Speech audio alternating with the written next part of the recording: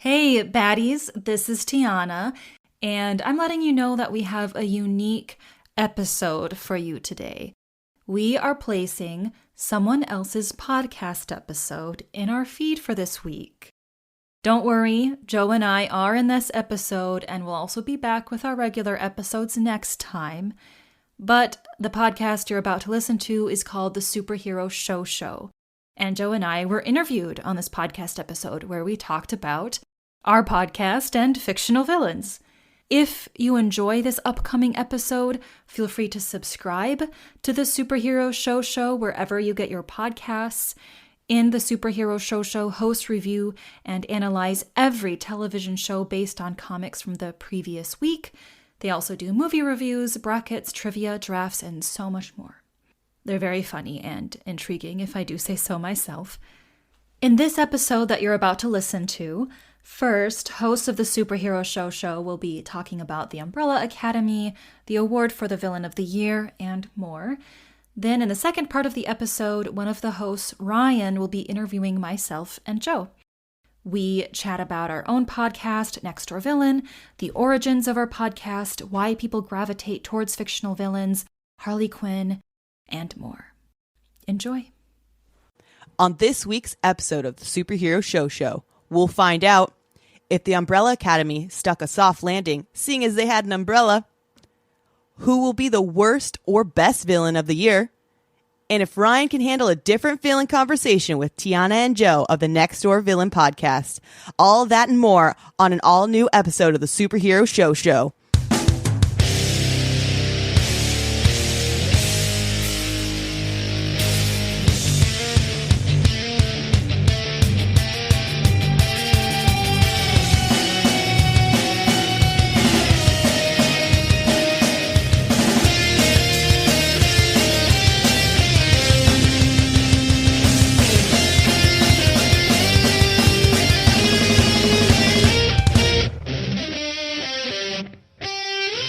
Hello, nerds, and welcome to the Superhero Show, the only podcast that covers every live-action TV show based on a comic book and sometimes animated TV shows that we really, really like because, you know, animated shows are pretty cool sometimes, too. And if you're wondering who I am, it's me, Caitlin. I've taken over. They can't stop me. I ran in here and I said it, so this is my show. This is my show now. I'm taking over completely. No one else will be here, just me. That's all. And I'm so glad that everyone else is listening. This is going to be a great one because no one else is here. Oh, no. Oh, no. I'm just going to put my keys in that jar on the table, and I'm going to walk into the studio. This is not a mixer. We're not swingers. What is happening right now? What the fuck is happening right now? Caitlin's in the host seat. Did you have... Only... Wait, who, like, are you just sitting in the throne right now? I am sitting in the throne, and yes, I am also taking a dump on the chair. Okay. But only Cassie's allowed to do that. I know. I've taken over completely. Joining us is Ryan. Hey, yeah, I'm here. I didn't know that we were recording right now. It's so rude of you to come in my throne room. No, I know. I was just putting my keys in the pot and not in like a swinger way. Not in the swinger way. That's okay. where we put our stuff. And then I was like, oh, I'm going to go prep for recording. And I am here to find out that Caitlin is already recording and is hosting the show. That's right. I'm here. I've taken over. Mike, thank you for coming to my throne room. What gives you the right? Wait, so Ryan burst in, but you invited me to your throne room? Now since he's here, you might as well come as well. That's a weird move. It is, friend. you know? Mike, how much longer do we want this little experiment, this little game to go on? You know what? It's like when you catch your kid smoking a cigarette, so you make him smoke the whole pack. You know what, Caitlin? Caitlin thinks she could do a show. Host the whole goddamn show. It's time to host a carton of podcasts. Woo! Hurt your tummy afterwards. We'll see. We will see. I don't know if you guys know this, but I'm pretty hot off San Diego Comic-Con, so I'm really, really hyped up on comic books, everything. So I feel like I'm ready of all times. The weird vibes that are coming off of you. There are always weird vibes coming off of me, and Well, these are the new like radioactive vibes that are coming. Yes. No, Also- I can see the stink lines. Yes. Every sentence Caitlin says, Yeah? like it's a dead arm to both me and Mike. Like she just keeps giving us dead arms, like that rhino punch. You know, like why does she keep doing that? It fucking hurts. It's just my big muscles. They're so big. They're so big. I have to flex. Well, you were a gymnast. You're the most athletic of all of us. I was a gymnast, but I was actually Was. flexing my nerd muscles, and that's why you're getting punched with. They're huge. That's why it doesn't actually hurt that much. That's why it doesn't hurt. So today we're going to be talking about the Umbrella Academy and that finale, which was wild. We're also going to be talking about Harley Quinn, which is back, and Riverdale as well. But right now, I think we should jump into the shushies. Nope. Yep. And we're here in the shushies. And Ryan, you have to tell me about the best villain. I have to tell you. I am here to tell you that you have to tell me about the best villain shushies. Well, Mike, it's been like a decade of these things. So, like, what does best villain mean to you? Like, before I give off the nominees, Right. what does it take to win this award? What it takes to win, I think you have to be a little humanized. You can't be a snidely whiplash mustache twirler. There has to be some sort of vulnerability, some sort of motivation that we, as the audience, understand and are compelled by. That makes sense. All right. Are we ready for I don't even have, like, people who are not nominated. Here we go for the nominees. Ooh. Mike, I'm sending this to you first. It's Auggie Smith from the show Peacemaker. Oh, okay. I'm so glad you said the show name because I was like, I don't know who that little kid is. That is definitely a kid's name from the 1800s. But this is Peacemaker's dad. Mm-hmm. He is the head of the Nazi clan. And here's where I'm instantly, what I just said is bunk. Because I don't think he is very humanized, but I think he's a great villain because he is so monstrous. Mm-hmm. Snidely Whiplash was never a threat. So you have to be an actual threat and a monster or humanized. And what a despicable, very grounded, very real kind of person that we see in this day and age in this comic book television show. And the scariest thing of all time, which is like, oh, white supremacist, like we all have, with a basement, a time-changing basement where he can go get in his uniform. And his super helmets and, and his uniform and... He is, I feel like, one of the most real, like, less like comic booky heroes or villains, and more of like, I could find this guy on my street, and it's scary, and that's I'm pretty why. sure That's a why. bunch of this guy attacked the Capitol a couple of years ago. Yeah, and A that's bunch why of he's this scary. guy. Yeah. And he a villain certified. All right, Mike, tell me about this one. This one is less real in our lives, but tell me about him anyway. It's Eclipso from Stargirl. Eclipso, he's a manifestation of evil, right? It's like he's an evil genie almost, but he makes you wish for the bad things, and he tries to pull out and tease the evil in everybody, and that's part of what makes him scary, is we all have darkness in us, and he wins if you try to kill him. That's a bad kind of villain, because he makes you want to kill him, and then you will win. And he often looks like a little twerp kid you want to strangle. Yeah, just like with the ears and the... And also, it's like the Hulk gets stronger. When Hulk gets mad, Hulk gets stronger. Well, come on, that's not fair. Mm-hmm. Yeah, when you get angrier, he gets stronger. Caitlin, the next nominee is, even though we've had a movie title released called Avengers: The Kang Dynasty, I will call him He Who Remains. Yes. That's the third nominee. From Loki. Yeah. I think he's more of a villain because we really don't know everything that he's capable of. We have like scratched the surface of what he can do, and it's terrifying already because he's like controlling timelines and he's broken everything essentially. So what becomes of Kang? What will he bring? I don't know, but I'm scared now.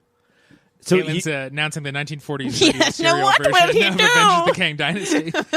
He only had one scene this year, but it was a big one. And is it the fact that, like, it's not the whole Doctor Doom thing of, like, I will kill you, but he's like, I'm having fun. Yeah. I'm Right. having fun here. Well, so we saw all the scary things that, you know, he did, and then to see him finally in, like, I think, the last episode we saw him, it's like, oh, he did all this. So, I mean, we didn't see him, but we've seen what he's done.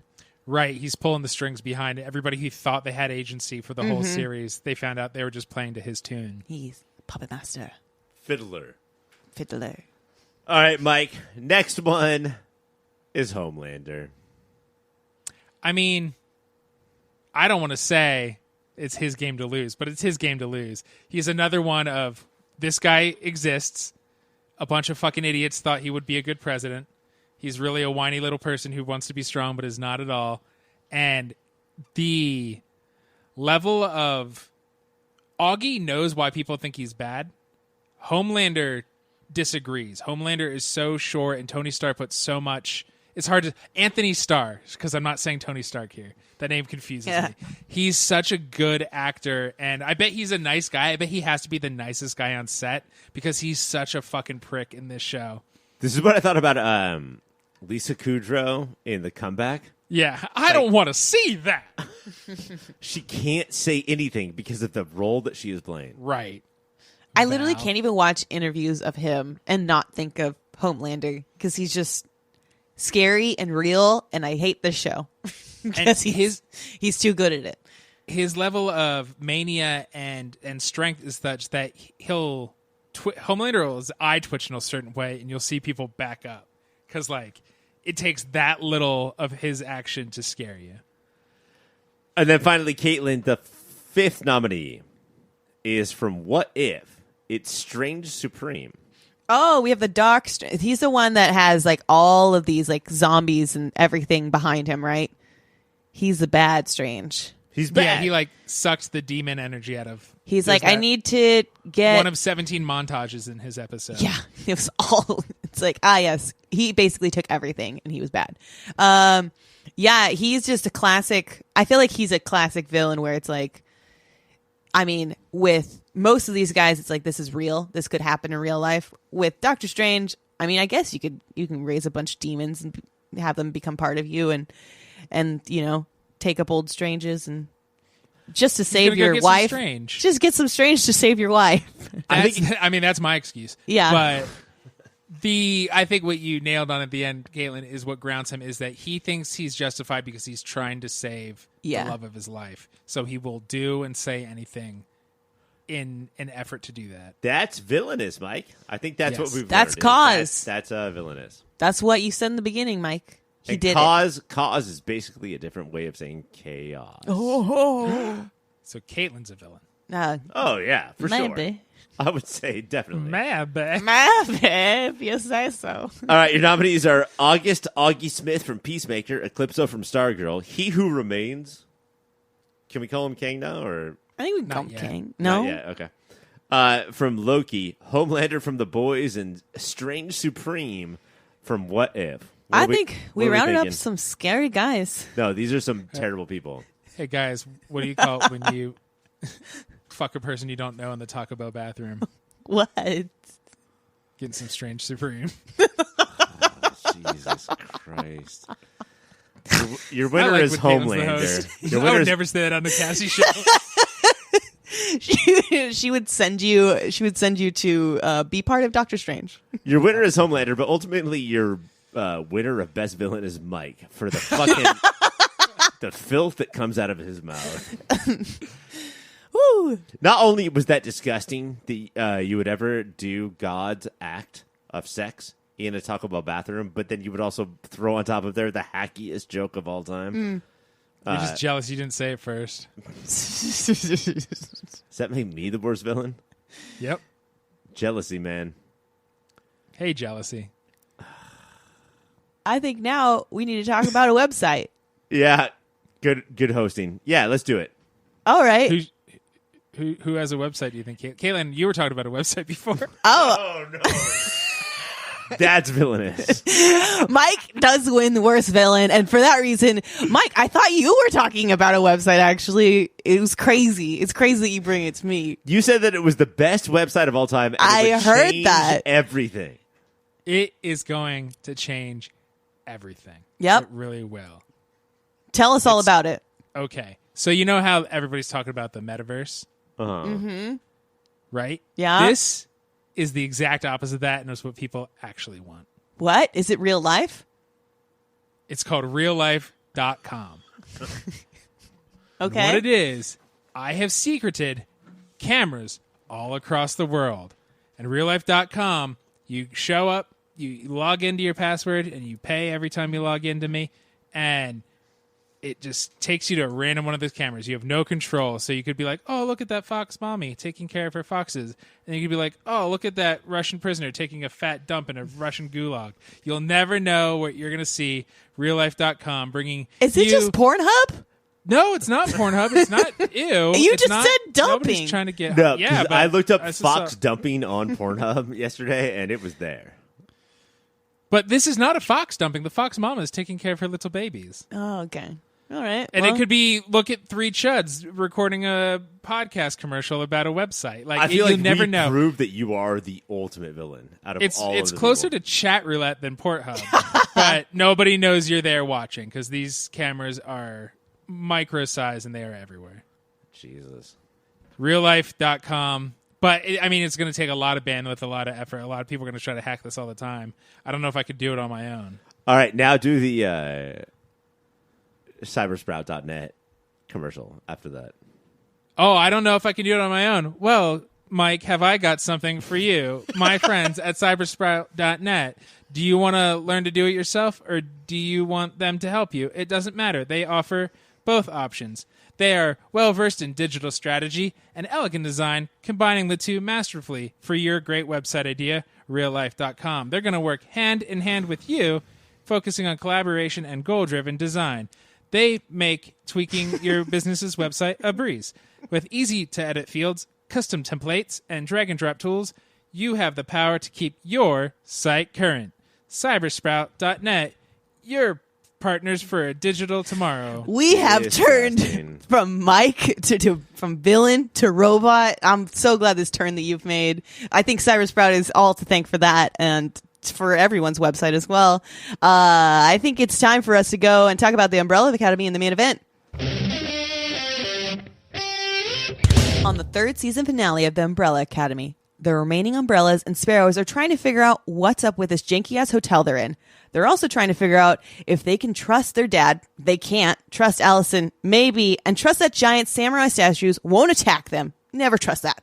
Meanwhile, Klaus and Luther are in Klaus's afterlife and will have to hustle in order to help their family not die. Taste buds, I ask you this. Did the smaller scale ending, at least compared to the first two seasons, work for you? Exchanging giant armies and earth-shattering time traveling for character moments. Indubitably. The thing this show has done right since the beginning is the character moments. And I was hoping that Mike would say indubitably about something tonight, and he did it. I did it. Do you have to That exchange little money? rapscallion. But we've already been through Avengers Infinity War and Avengers Endgame. Can you go backwards? Can you just have a season finale that's like a little bit lighter on the whole earth-shattering shit? Well, the Earth shattered the last two episodes, so now they're just dealing with the aftermath of Earth shattering. So, yeah, and like, the minute Reggie is splitting them all up, you're like, don't do that, don't do that, don't do that. No, they're gonna do it.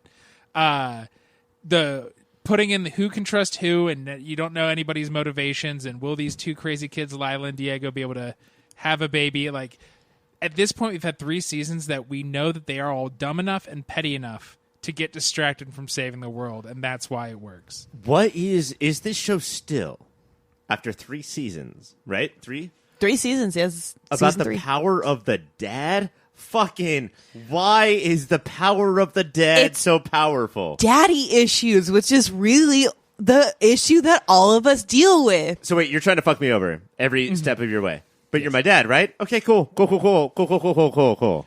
But I think that's so accurate because it's a different kid every time. Yes. Like before the show started, it was Luther who still fell for it. This time it's Cosmo like, no, but this dad is different.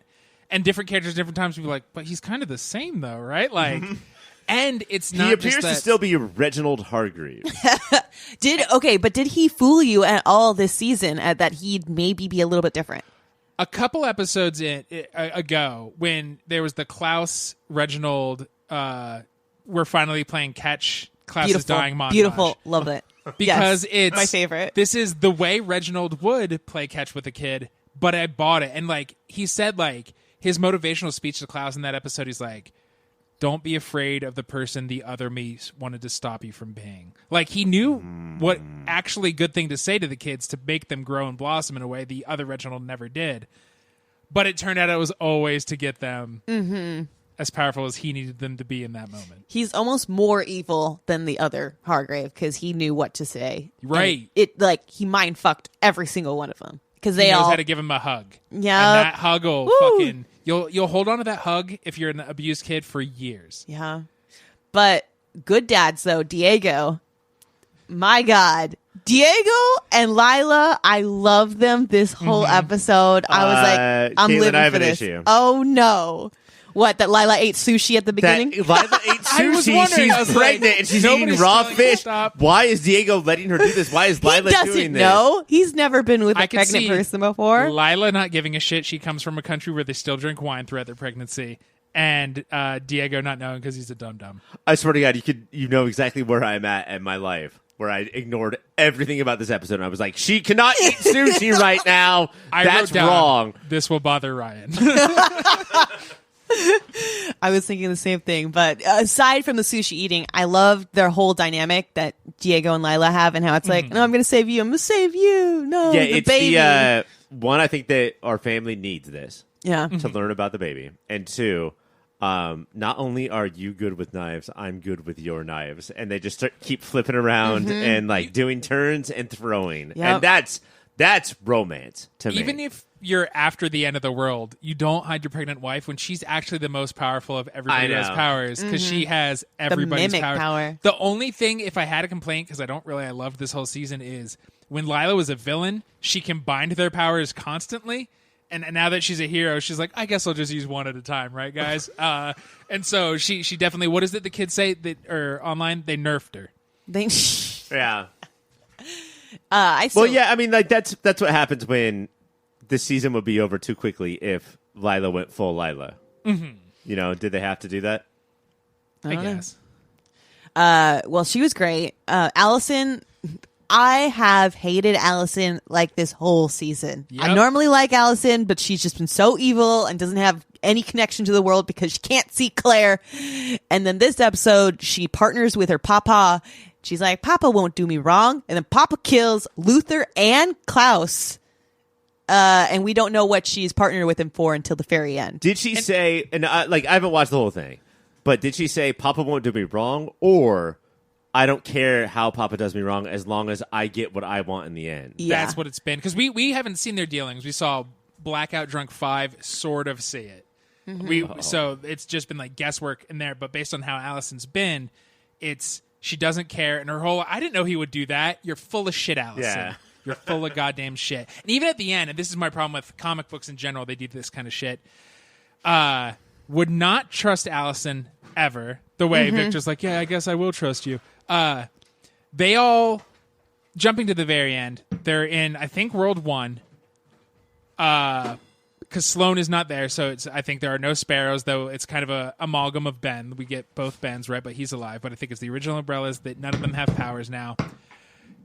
Allison goes to her house. Claire's there and Ray is there. So Allison had the cosmic cube power, right, to rewrite the universe. And she made it so her daughter's real dad doesn't exist because Ray is in that house. Allison is still a goddamn villain. I will never like her again. Great actress, interesting character, but awful human, never a hero. The turn of Allison from being such like a kind character in the very beginning to Victor's best friend from the beginning, and then now she's like literally has no feelings. And Luther's first love, yes? Luther, yeah. We don't talk about And that I part forgot anymore. about that until like the whole rape thing earlier. I was like, why would You're she right. like? And then I was like, oh yeah, that's right. They had like a thing. And okay, can we talk about how weird it is that Luther always falls for a sibling?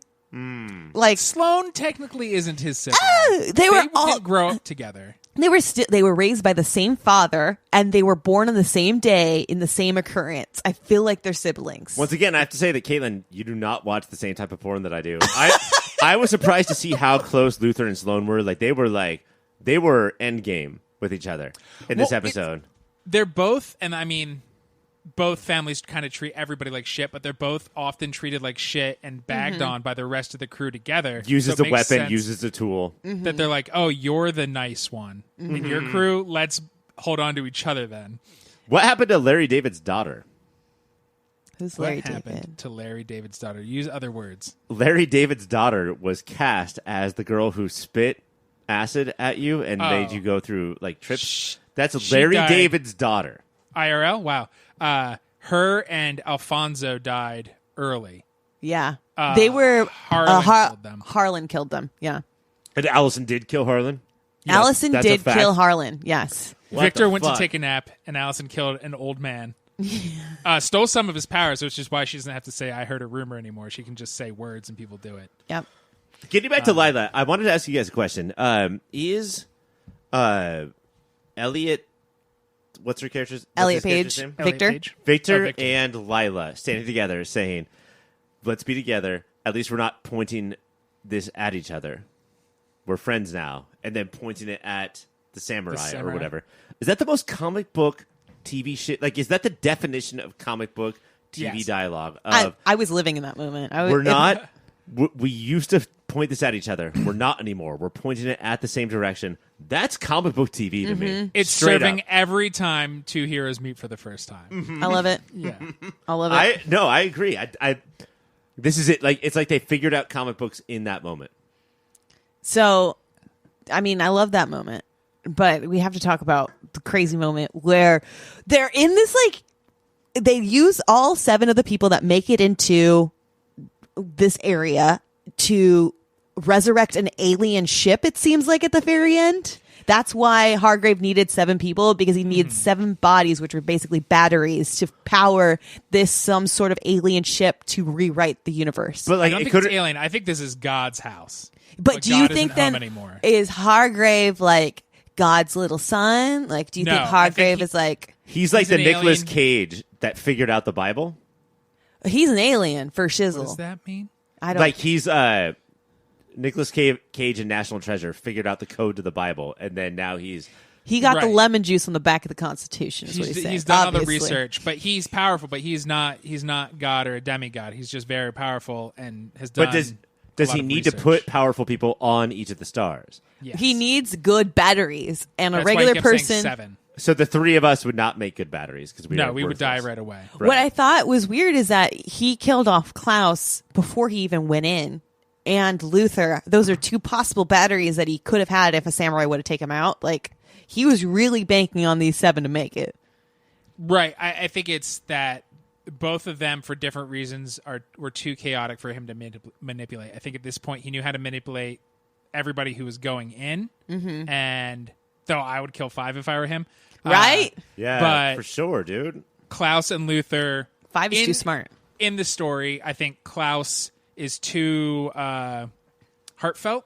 Like, I think he would start seeing things that way because it's too heartfelt and not into sacrificing his siblings. And that Luther at this point was so anti-Reginald that he couldn't trust him and probably beat the living shit out of him. And I would kill Victor too. Like, Victor is So powerful.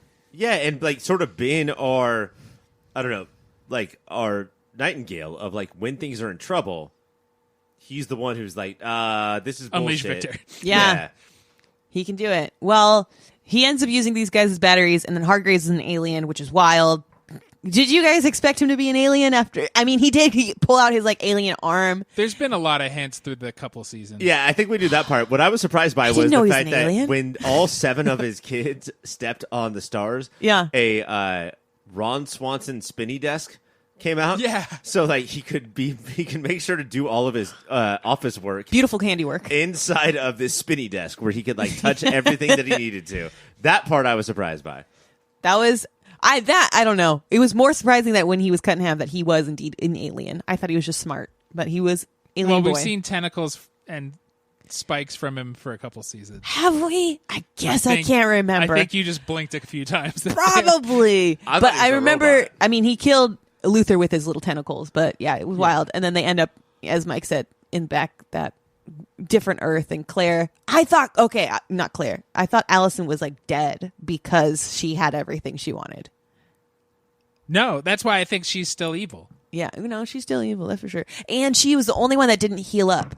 She was the only one who didn't heal up because everyone else like lost their powers. And She still was got that still big bandage bloodied on her arm. Yeah, unless underneath it, there's a perfectly healed. There's nothing under there. But she looked bloodied and beat up still when she went over to see Heidi. Well, I don't think Claire. she's in her. I don't think she's in the real world. I think she's in A made-up world that yeah, she made? because like her husband, what's his name?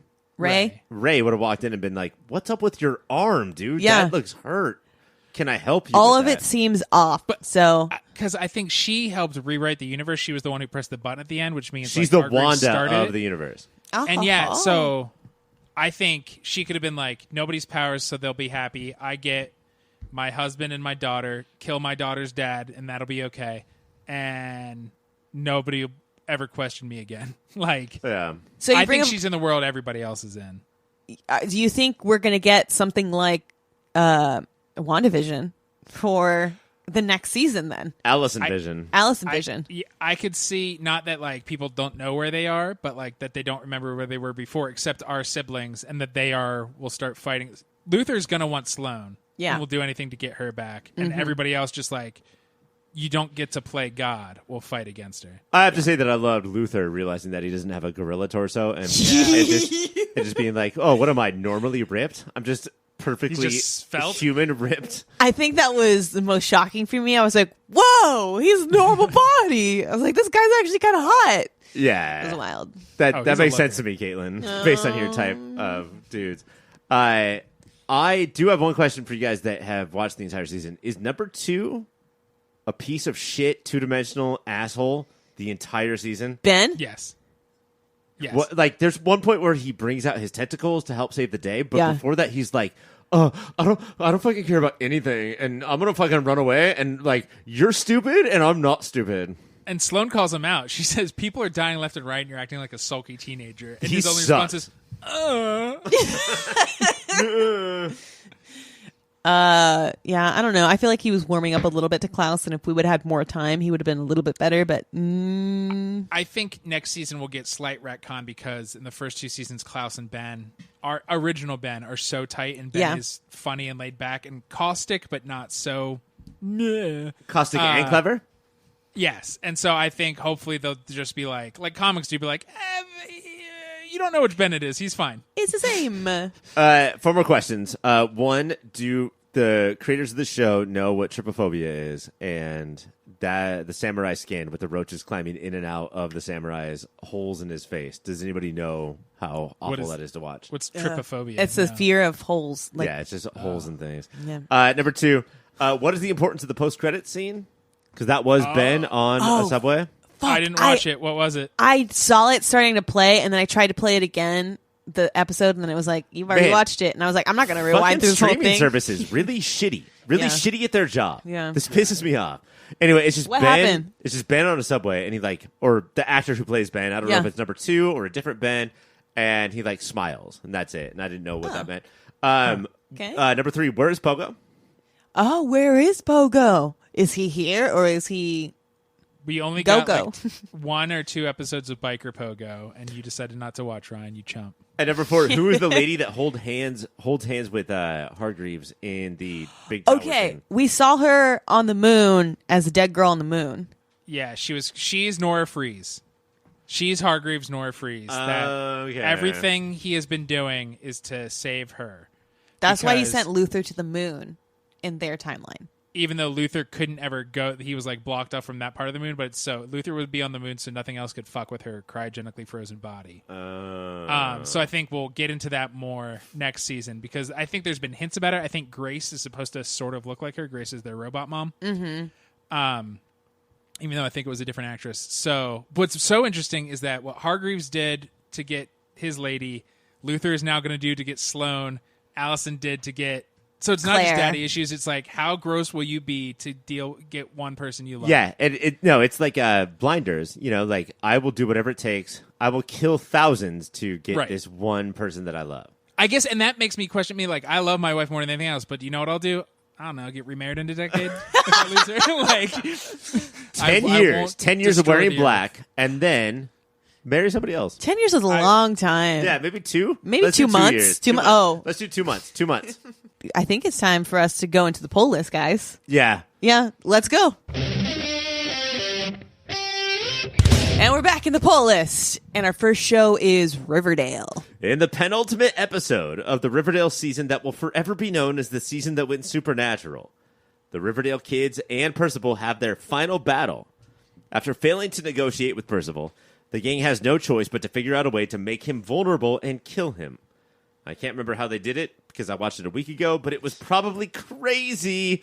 The battle ends with each cast member getting to punch the shit out of Percival in the face before cutting to an even more real reality where everyone has stabbed Percival. Wow. Taste buds, I ask you this. When it comes to Percival Pickens, or you know what? When it comes to me, would you rather punch in the face or stab? Ooh, that's a hard one. Where do we get to stab you? Whatever you want. Stab. I think I'm with the stabbing too. That sounds fun. Punch, like, you get over a punch pretty quick. Like, it hurts, but, like, it's over. Also, Stab you right at the urethra. oh, I was going to try to stab his butt, so we can go, Yeah. But got cheek front, I got or back. in the butt? Little Up the butt. not up the butt. I wasn't going to be that cruel. I was going to do like butt cheek. Because if corn you, on the cob your ass. if you stab me up the butt, that pops Mike's urethra knife right out of my wiener. Oh no, I do like Mike. You brought up something really good. It is the corn on the cob. Putting one on each side. Can we work together? Are you down? And then we just Really? That's roll good? them over a giant thing of butter. Love that. Love that. Twist me around at my middle? Yeah, At your butt and butt dick sides. hole. Ooh. A lot of people don't know this, but I have a 6-foot torso and a 2-foot leg, so that's going to be awkward. Got a 6-foot torso and a 2-foot leg. So Percival, they finally figure out how to get him to die, and they all stab him. And when he wakes up in the Is that his reality, weakness? Stabbing. Sorry. When they get him in the reality that he's actually in, he looks around the diner, and every cast member of Riverdale is standing there with a bloody knife and just licking it and looking at him. This show is changed. It's a weird show. So how many realities do you think there were? I'm going to say 6 or 7, but I feel like that he is actually done. But there's one more episode. But there's one more episode because right when he was about to die, he was like, "Comet that's about to hit the Earth. Oh, Bailey's Comet. Bailey's Comet. You're about to miss the Earth. You know what? Don't Bailey's miss the comet, Earth." not Haley's comet. And then he sends it right to the Earth, God right to damn it. Riverdale. God damn it. Right. What if it is a 30-second finale and the show is done?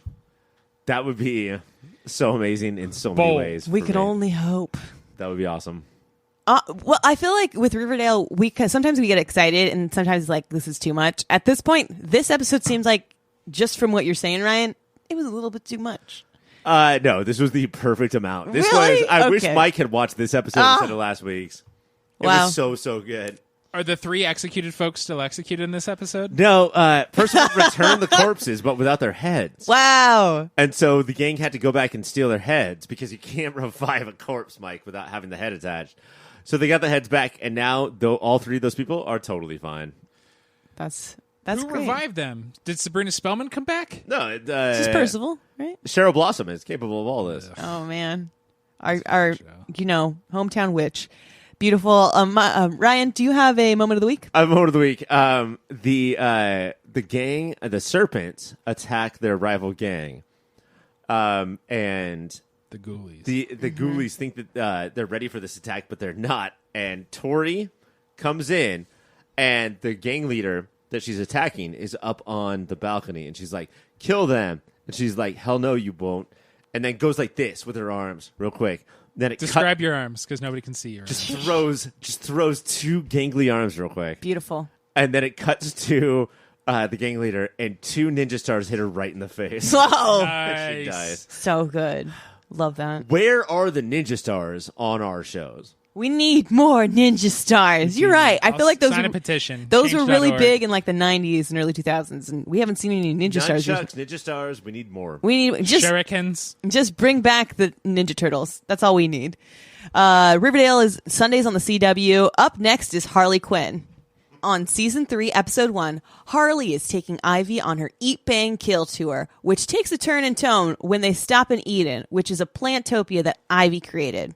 It's here that Ivy discovers she wants to try to terraform the Earth again and sets the team on their new mission.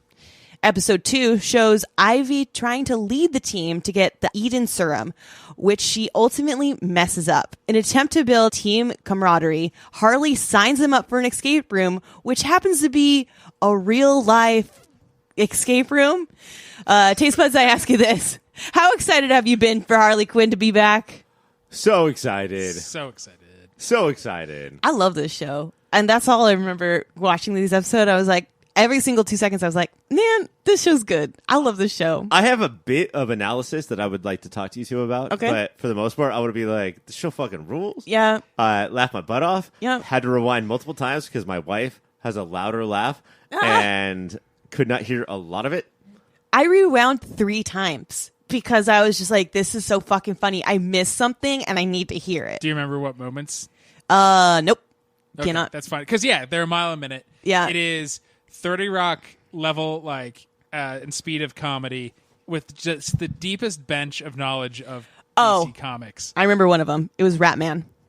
That got me. Did you, Ratman, there was just all of a sudden, I don't know. Yeah. I literally cannot tell you, after watching it twice, cannot tell you why a rat shadowed a bunch of babies. And then all of a sudden there was a rat that was basically Batman's mom and Batman's dad that got murdered. And then Yes. there The was funniest Ratman part with of the pearls. of the 2 episodes, the thing that rocked my house to its core was one of Gordon's lieutenants is going Parks and Rec, town hall on him and saying, here's why the city sucks. At one point she says, children driving buses. Which, that destroyed me. But also pregnant rats on every street corner. And then it's 15 minutes later that we see everything she said. This is what It's all coming true. ate up city comedy. Children, Caitlin, do not ask me what my moment of the week was later, because children driving buses that's my answer for all of it forever. But then also pregnant rats on every street corner giving birth. Of course, now there's going to be pregnant rats with babies who then. Is this character going to be in episode 9 of Harley Quinn fighting crime? So we meet the whole Bat crew and Batman. Robin's here, baby Robin. Batgirl, and then we have Nightwing, and then the French guy. You forgot about Alfred's. I didn't know that was Alfred. The macaroni.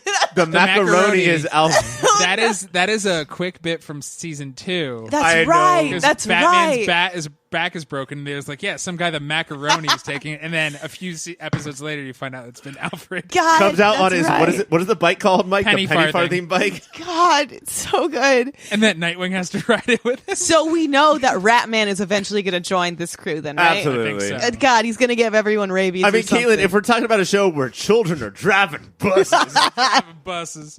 God. And in this episode is so Psycho has gone full psycho and really brings King Shark and Clayface to their full potential. And Harley gets so mad that Clayface could actually be hurtful. Is that this episode? I'm going to talk about the right episode. I've been watching a lot of Harley Quinn this week. I want to make sure I'm on the right I ones. don't think that was. I don't think. Oh, that's last season. I'm sorry. I watched 18 episodes of Harley Quinn this week. This one is where Ignore that. King Shark and Clayface are both in jail, and they call Harley to take her out of to ruin the Ivy's Eat Munch Pray tour. Eat Munch Pray tour. Yeah, Eat, Kill, Bang. Eat Bang Play. What is it? Eat Bang Kill, Kill. Bang. Eat Bang Kill. I did want to point something out. These 2 episodes were nearly perfect, right? Won the week. The whole thing, everything about them is the moment of the week. But I didn't miss Tony Hale and Jason Alexander. They have been sort of exercised from the cast. And I'm glad, because... Who are they? They were Psycho, the little guy with the big head. Yeah, okay. And then also the older landlord in the wheelchair. Ah, gotcha. Cyborg Man. Cyborg Man. And they just screamed all the time. And I'm too old for that. I Oh, can't take man. the screaming anymore.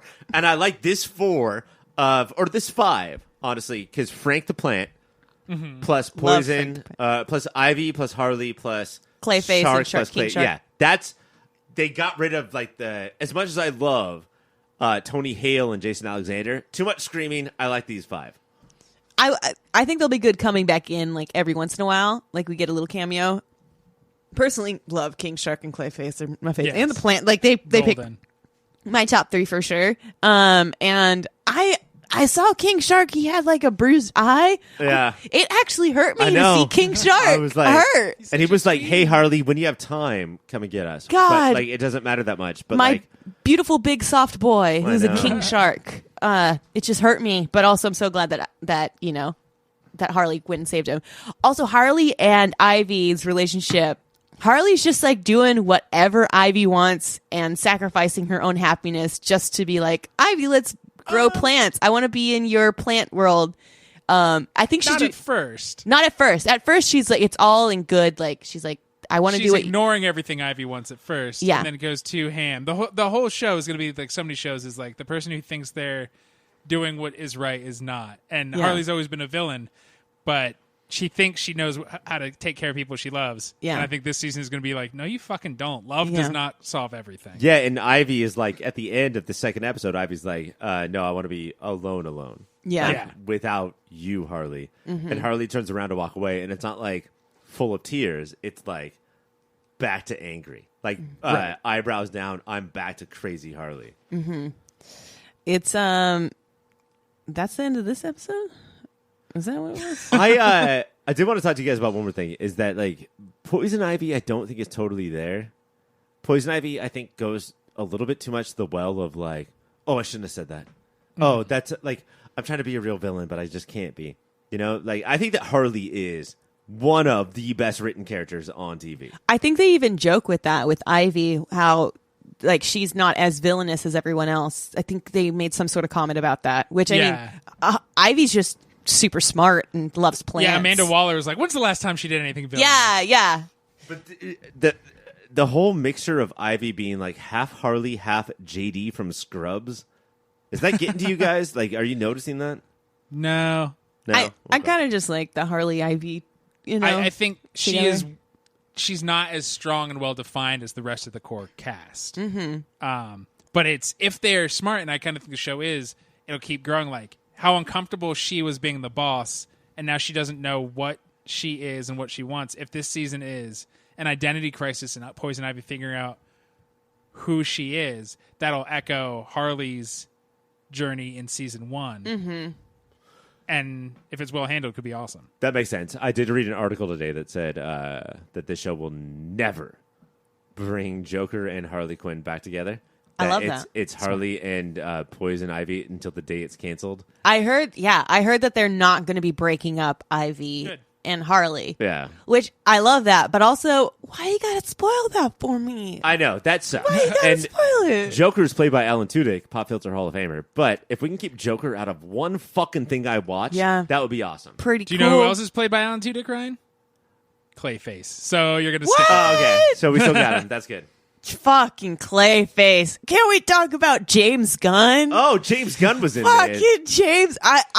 I thought this is another time when I rewound because I didn't think he actually said James Gunn. I was like, they can't say James Gunn. They can't. That's no. against the law. And then they said it again. I was like, okay, that weird pool. And then all of a sudden, James Gunn is there directing a movie, and then Clayface is now his chair. Yeah, and you could tell James Gunn really wanted to sit right on Clayface's face. Yes, of course he did.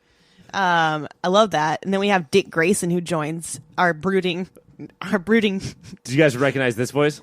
No. This is the intern from What We Do in the Shadows. Guillermo? What? Guillermo was his voice. No way. Fuck, I love him. Harvey something. Harvey something. And Nightwing is a fucking... Robin, I thought that Batman's son would be the little bitch. But no, Nightwing is the little bitch in the show. I love this because, I mean, Batman and all the Batman people are just brooding little bitches. And the fact that they're like, yes, they are, and that you're showing them like that, God, I love it. I don't know why I love it so much. Harley and Batgirl at the escape room just being like, right? These people need to come out of their shell. Yeah. I'm excited to see their friendship grow. Yeah. I want to see more of that as well. It's beautiful. God, I could talk about this forever, but I think we should go to Moments of the Week. Yeah. Sure. I'll do it. You'll do it. Okay. I think it was just kicking the queen out of a invisible plane. Like, that queen needs to go, and they did it.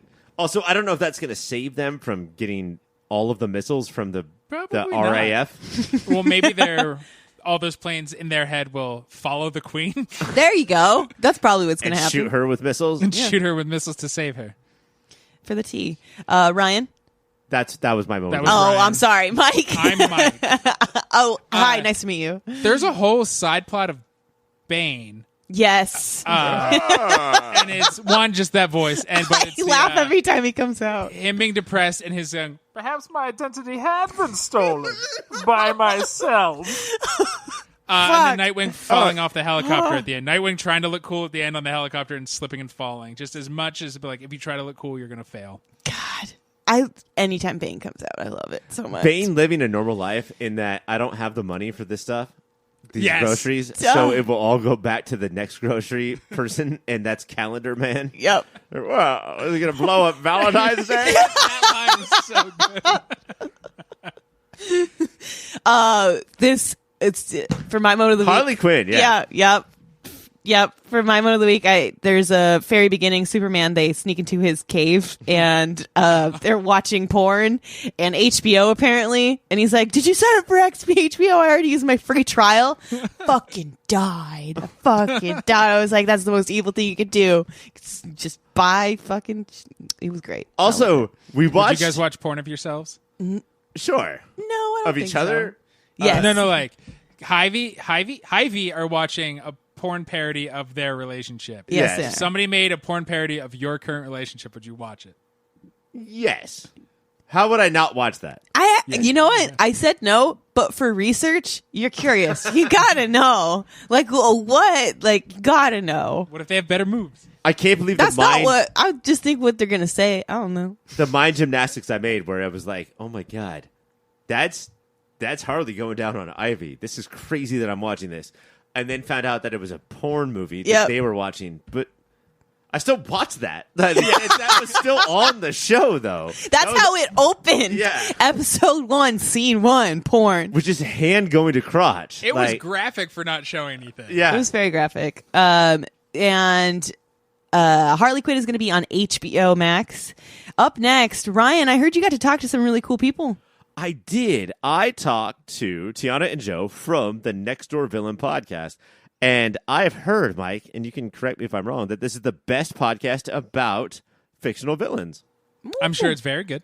Uh-huh. I cannot attest to that because last week, as we all know, I talked to Justin Russell from Tomes of Evil, a podcast all about villains. Oh, you know what's so weird about that, Mike, is that this week I talked to Joe and Tiana from Next Door Villain podcast, and that's the premier podcast about villains. That is a great podcast about villains.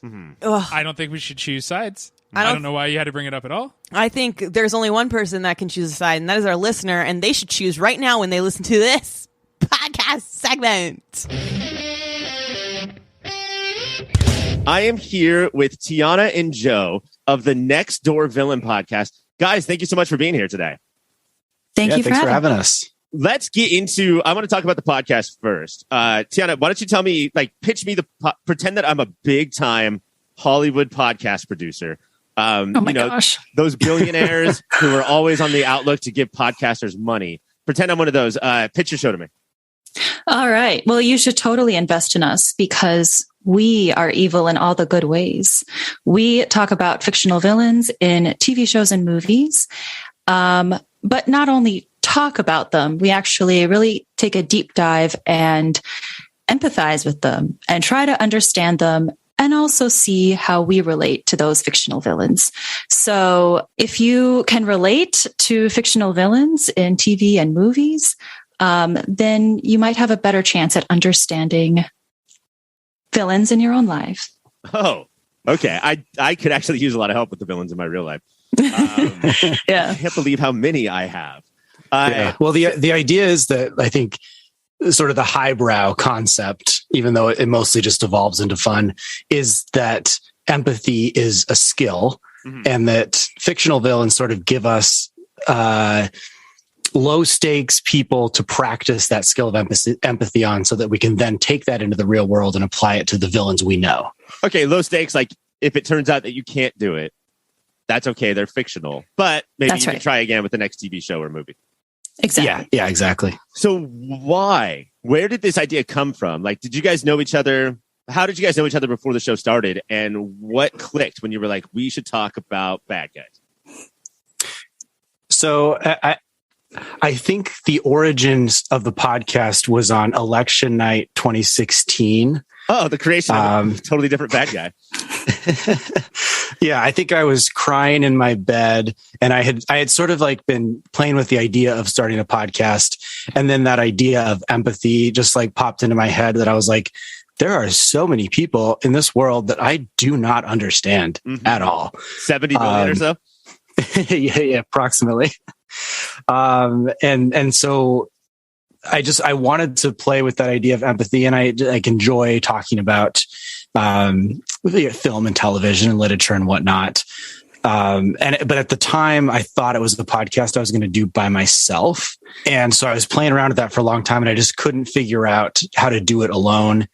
And I realized that I am a sort of a very analytical person. I am someone who goes in with kind of a strict plan.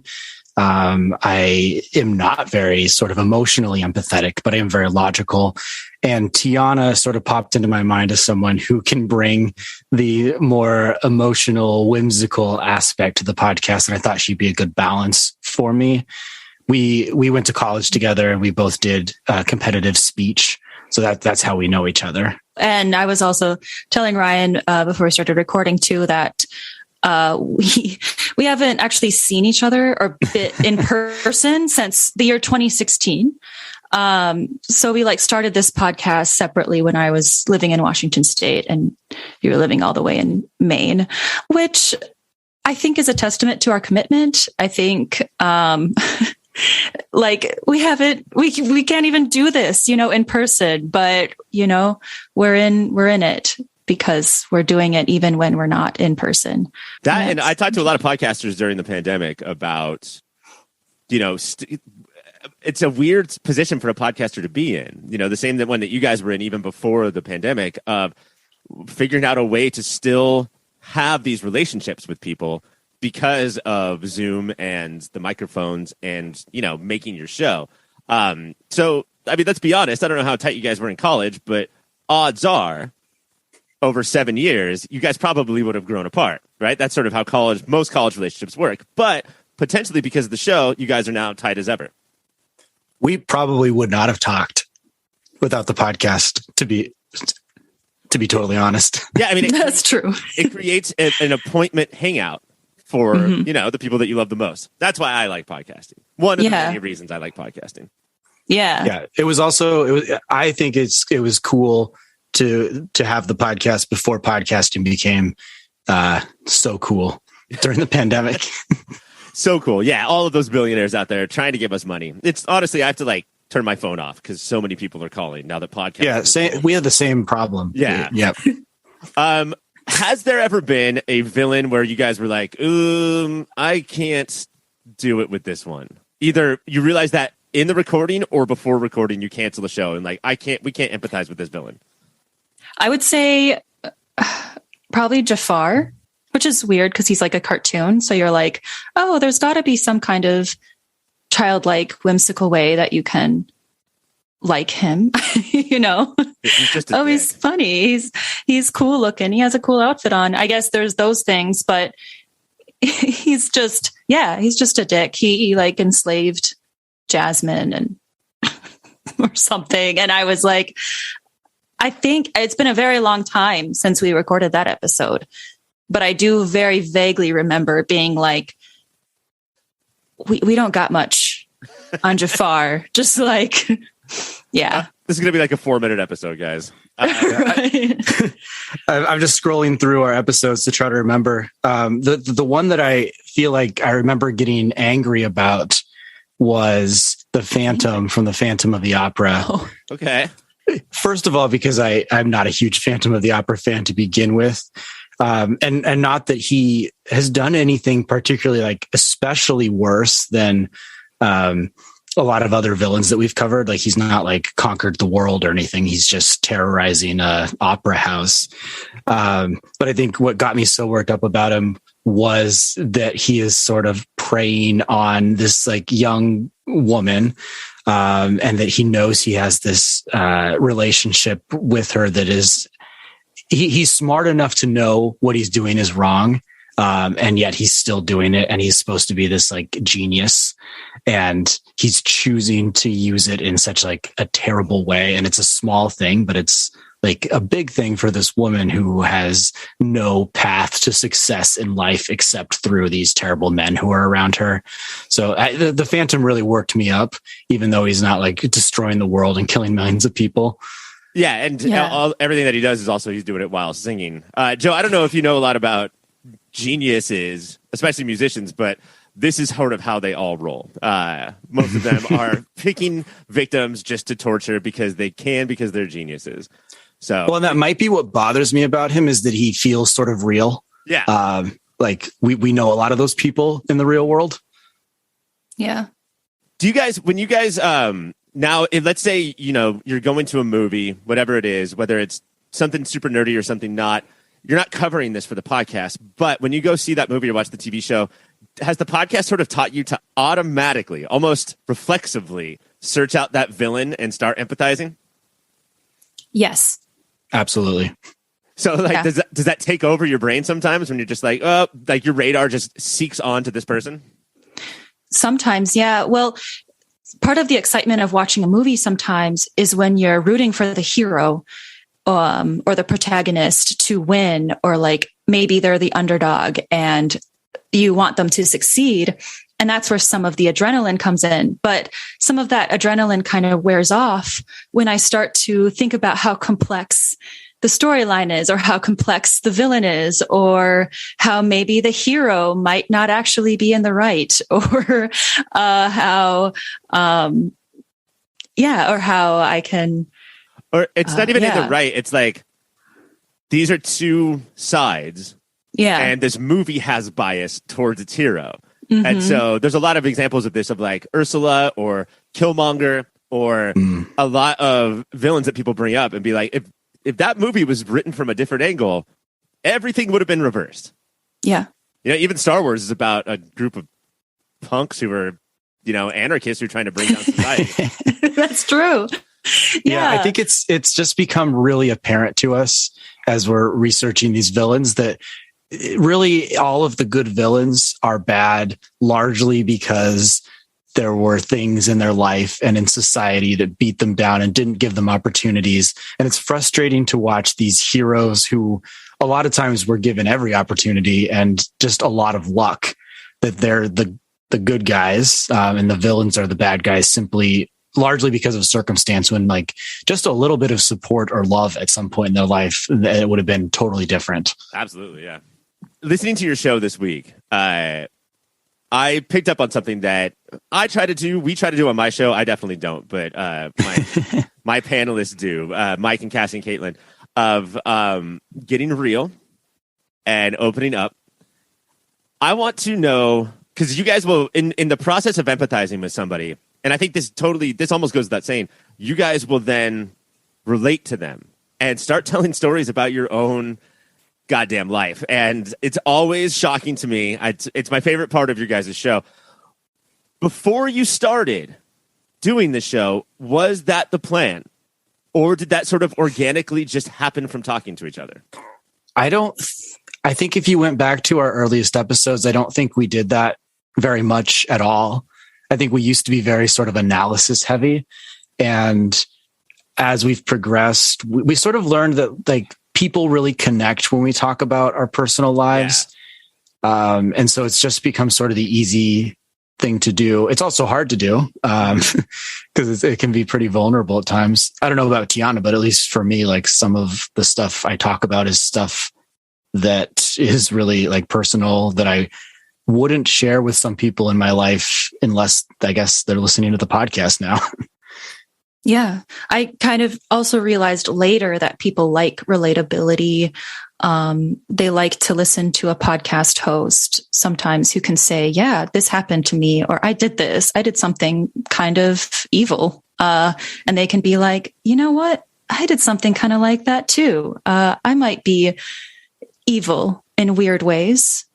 And that's kind of liberating. Mm-hmm. That's, I think, why we and like people in general gravitate to villains and really seem to like villain characters, because they represent a side of us that we don't I think, always get to express because society has told us that it's not okay to have certain feelings or certain desires, but we all have them. And it's nice to see them represented even in a character that is not supposed to be good.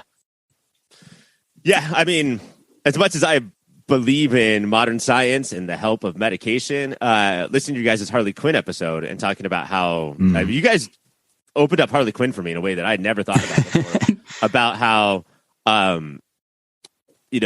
we believe in modern science and, we're all on pills and just to help us balance. But her lack of anything like that and to be as free as possible, even if that means that sometimes you seek hyenas on people or hit people with a giant mallet, but just to have that, to not be ashamed is basically what I'm saying of your dark side, and everybody just tries to cover it up and hide it.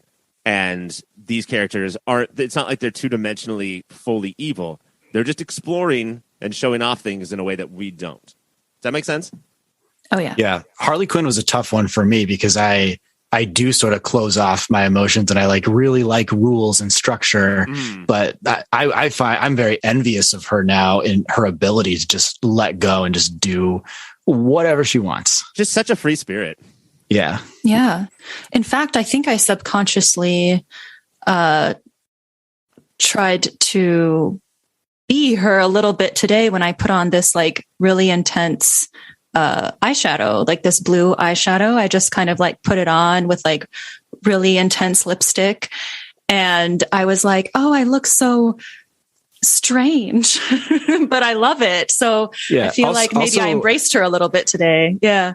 Not subconsciously, Tiana, if I remember correctly, you ran around a courthouse screaming about your love of the Joker. Yeah. To try to manifest Harley Quinn or something. Is that right? Yeah. Yeah. I think I did that because I lost the 30-second challenge.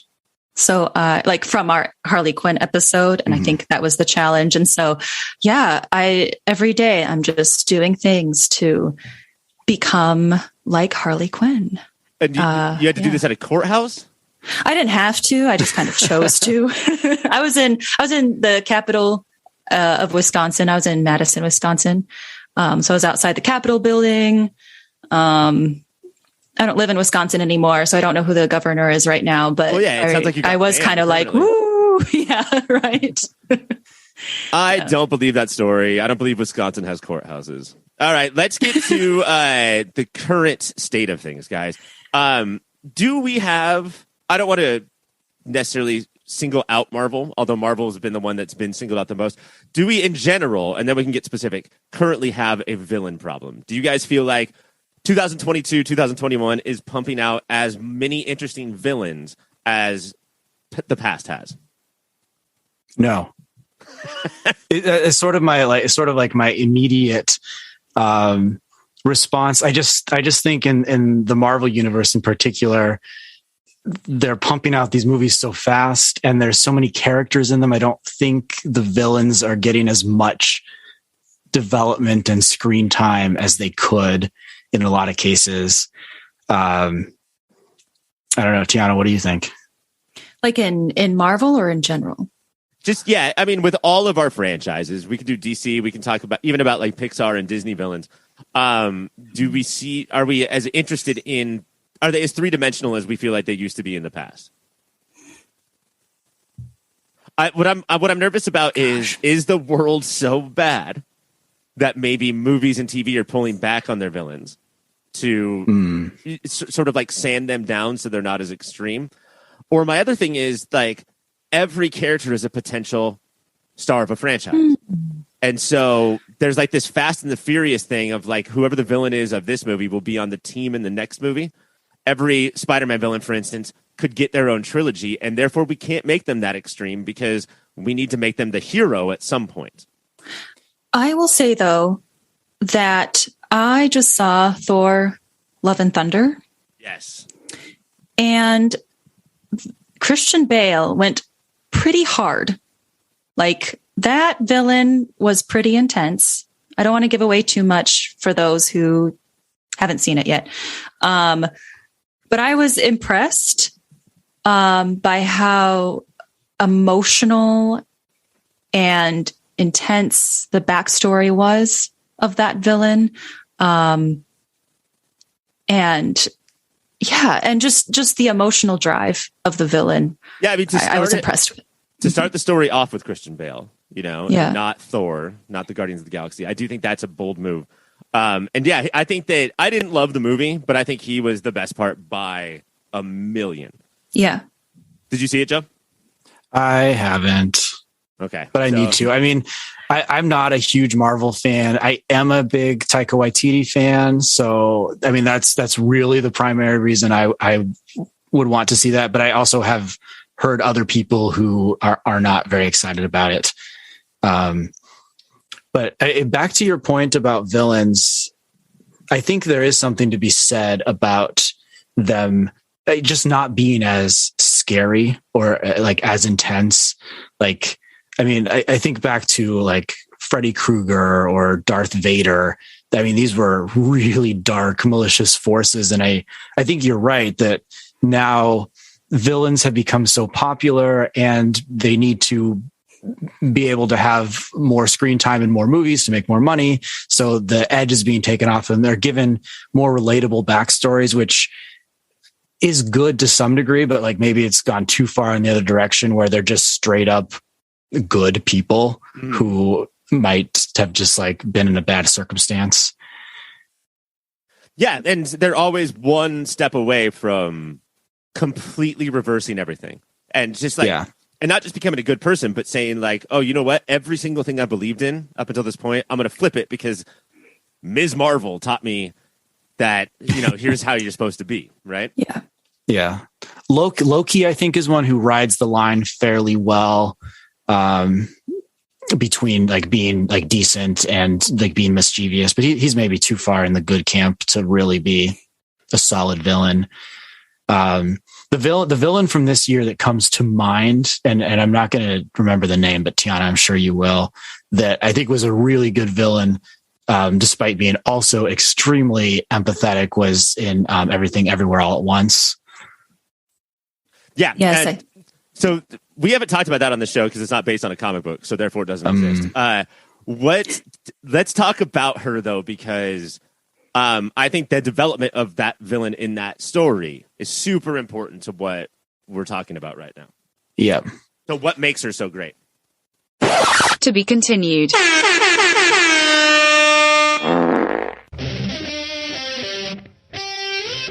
Ryan, Yeah. that was what I would say a good interview. But Thank you. But was it the best between you and Mike's interview? Oh my God. I have heard Mike interview people, and I did infinitely better. I would say. Okay. Well, I think Never heard shit about dicks, son. We're going to have So, an interview off. Do you believe me now? I don't know shits on dicks, but what I do know is that we can definitely pit you both against each other on social media in a poll, which you should definitely go over to. Guys, can you tell me about the social media channels we got? Where can people find us online? Who should? People. At These Your people. Pop Filter on Yeah. Twitter, on Instagram. I'm a better interviewer because I pick up context clues if Caitlin doesn't know who to throw to. Yep. And if this poll does go out, it is about who is a better interviewer. I Yep. want to make that clear. Nothing Ryan else. versus Mike. We love all of our guests. All of our guests are equally great in our eyes, at least publicly. I feel like it's very even because it was two villainous podcasts and then Right. two villainous hosts. So now we must do the villainous thing and put you against each other on social media. So I think that's good. We're also on Instagram when there's no polls. That's just fun pictures. It's just fun. You could do a poll and a story if you wanted, but I don't know how to do stories. all right, we're gonna go to Ryan because Ryan's gonna tell us about other podcasts because we know how to do that. If you go to Instagram.com/Mike and Ryan, there's a couple of polls there that you're definitely going to want to look at. To go Oh. up and down. Penises. Oh, Yeah. okay. I thought Caitlin was being even grosser for some reason talking about it. Nope. Yeah, go up and down. We don't have No. that kind of What are control you anymore. doing? I watched the movie Hustlers, and so I just think about pole dancing now. I'm okay. sorry. Oh. Yeah. There's a couple of shows that we would like you to watch. This is the Superhero Show. So thank you so much for listening to that. Make sure that you subscribe, rate, and review this one. If you like this episode, I promise you the other episodes are better, right? We can agree. Okay, No, guys, that feels insulting to Caitlin. Caitlin did a great job hosting. What a fun experiment. Everybody had a good time. For not knowing you were going to host until as you walked in, you did a solid. I thought this was a good show. I thought so too. It stayed pretty on the rails, surprisingly. Yeah, shockingly enough. And then movie of the year, that's with me and Mike and somebody else, where we go over what is the single greatest movie of any given year. Right now, we're working on 1982, so subscribe, rate, and review that. And then also the Unnatural 20s, where Caitlin and our former host, Cassie, along with, what's her name? What do you call her? Books? The Very Pregnant Books. The Very Pregnant Books. Why do you guys give her that nickname? What? Why'd you give her that nickname? Because books impregnate you with knowledge, and she's just full of it. That makes sense. Yep. The 30 of them roll the dice to see what it's like to go through your 20s. Those are 3 great shows that you can do. Also, the OCD. Also, welcome to the OC, bitches. Why don't we throw one out for that? Yeah, just throw one out for the homies. If you want more content from us and you want to support us, go over to patreon.com/yourpopfilter. Your ears will be several times a week filled with so much fun, dumb shit. And if people wanted more dumb shit on the internet, is there a website that people can go to? Yes, popfilter.co is where everything we create lives. Go there, live it, love it, learn it. Throw a little /Amazon on the back end of that, popfilter.co/Amazon. That's how you shop at Amazon now. And hook us up while you are getting your, I need my cord in 2 hours. That's how you do it now. That's how I feel every day. Thank you, Mike. Doesn't know who we are, Ryan. Have you No. this episode? Dude, I called Caitlin Cassie one time, and she looked at me like, I should fucking die and go to hell. And she's been calling you Ryan and me Mike the entire night. Well, I that's think just how she's Cassie drunk. and Katie She's do. drunk. I'm just, what? Who are you, Sonny? I don't know who anyone is here anymore, but what I do know is that you should come back next week, because guess what we're talking about? It's the Riverdale finale and the premiere of Paper Girl. What? And Mike's interviewing with Adam Reck from Battle of Adam. Battle of the Atom. Battle of the Atom. Battle of Adam. Woo! Don't miss it. It's going to be good. All right. Goodbye. Mike, let's just record for like 5 more minutes. Just let it play out.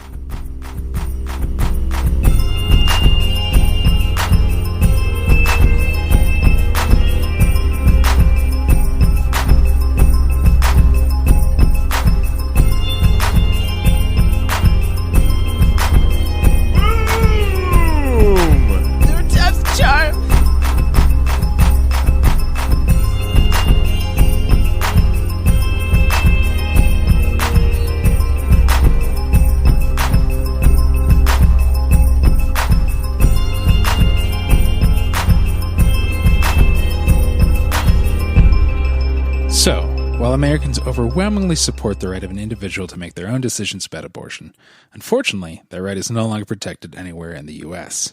The Supreme Court overturned Roe v. Wade on June 24th. Abortion is a basic healthcare need for millions of people who can become pregnant. Restricting access to comprehensive reproductive care, including abortion, threatens the health and independence of all Americans. Even if you live in a state where abortion rights are upheld, access to safe medical procedures shouldn't be determined by location, and it shouldn't be the privilege of a small few.